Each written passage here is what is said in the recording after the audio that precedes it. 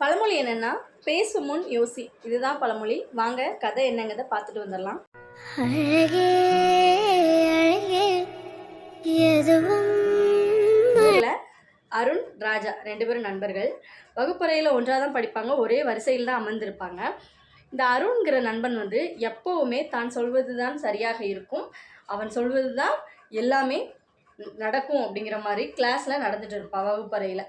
இப்படி எல்லா நாட்களும் வந்து ஒவ்வொரு நாளும் ஒவ்வொரு பிரச்சனையோடையவே அருண் வந்து எல்லாரையும் எதிர்த்து தான் வருவான். எல்லாரையுமே அவன் பேசுகிற வார்த்தையினால் புண்படுத்திடுவான். அவன் பேசுகிறது தான் சரியாக இருக்கும் அப்படின்னு சொல்லிட்டு. வார்த்தைகளுக்கும் உயிர் உண்டு. நம்ம ஒரு வார்த்தைகள் பேசினா அந்த வார்த்தையை வந்து எப்போவுமே அழிக்கவே முடியாது. ஒரு அடி அடித்தால் கூட நம்ம நண்பன் தான், நம்மளுடைய தோழன் தான் அடித்தான்னு சொல்லிட்டு மறந்துடலாம். ஆனால் வார்த்தை பேசினா அதை வந்துட்டு எப்போவுமே மறக்கவே முடியாது. இப்படி நாட்கள் போய்கிட்டு இருக்குது. ஆசிரியர் ஒரு நாள் வகுப்பறையில் ராஜா கிட்ட சொல்கிறாரு, ராஜா, நான் சொல்லித்தர பாடத்தை நீ எல்லாருக்கும் சொல்லிக் கொடு அப்படின்னு சொல்கிறாரு. இதை அருண் பார்த்துட்டே இருக்கிறான். அருணுக்கு ரொம்ப கோபம் வருது.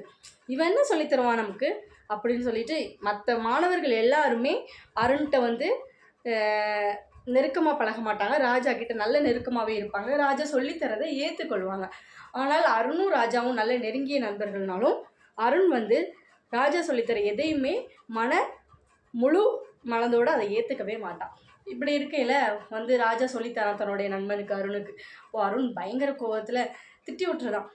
நீ ஒன்றும் சொல்லித்தரது சரியாக இருக்காது, நான் சொல்கிறது தான் சரியாக இருக்கும் அப்படின்னு சொல்லி கோபத்தில் ராஜாவை பேசிடுதான். இதை கிளாஸில் இருக்க எல்லாரும், ஆசிரியர் எல்லாருமே பார்க்குறாங்க. பார்த்துட்டு எப்படியாவது அருணுக்கு ஒரு பாடத்தை சொல்லிக் கொடுக்கணும் அப்படின்னு சொல்லிட்டு நினைக்கிறாங்க. ஒரு நாள் ஆசிரியர் வந்து, நான் ராஜா கிட்ட சொல்லி கொடுத்த பாடத்தை எல்லாரும் கற்றுப்பீங்கன்னு நினைக்கிறேன், எல்லாரும் அதை இப்போ எழுதுங்க அப்படின்னு சொல்கிறாங்க. எல்லாருமே மனப்பாடமாக எழுத ஆரம்பித்தாங்க.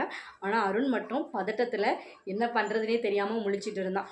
இப்போது ஆசிரியர் அருணை கேட்குறாரு, அருண், நீ உனக்கு பாடம் தெரியுமா தெரியாதா அப்படின்னு. இல்லை, எனக்கு தெரியாது அப்படின்னு சொல்லிட்டு நிற்கிறான். அப்போ ஆசிரியர் ரொம்ப கோபத்தில் அருணை வகுப்பறையை விட்டு வெளியில் அனுப்பிட்டாங்க.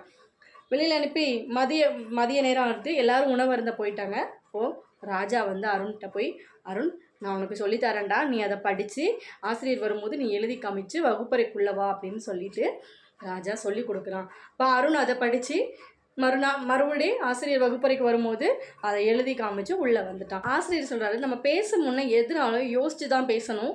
ராஜா வந்து இன்றைக்கி அருணுக்கு சொல்லி கொடுத்தாலும் அந்த அருண் பேசின வார்த்தைகள் வந்து ராஜா மனதில் எப்பொழுதும் இருக்கும். அவங்களுக்குள்ள பழைய ஒரு நட்பு வந்து தொடராது.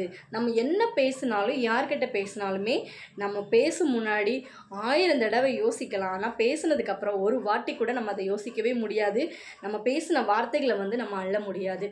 நம்ம வாழ்க்கையிலே இப்படி தான் நிறைய இடத்துல நிறைய பேரை காயப்படுத்தி பேசியிருப்போம். நம்ம பேசுகிறதுக்கு முன்னே 1000 தடவை யோசிக்கலாம். ஆனால் பேசின பிறகு ஒரு முறை கூட நம்ம யோசிக்கக்கூடாது உறவுகளே. இந்த மாதிரி கதை கேட்குறதுக்கு நம்ம சேனலை சப்ஸ்கிரைப் பண்ணி வச்சுக்கோங்க. பக்கத்தில் இருக்க பெல் ஐக்கானை கிளிக் பண்ணிக்கோங்க. அப்போ தான் நான் போடுற பழமொழியோட கதை உங்களுக்கு வந்து சேரும். நீங்கள் தொடர்ந்து இதே சப்போர்ட்டை எனக்கு தாங்க.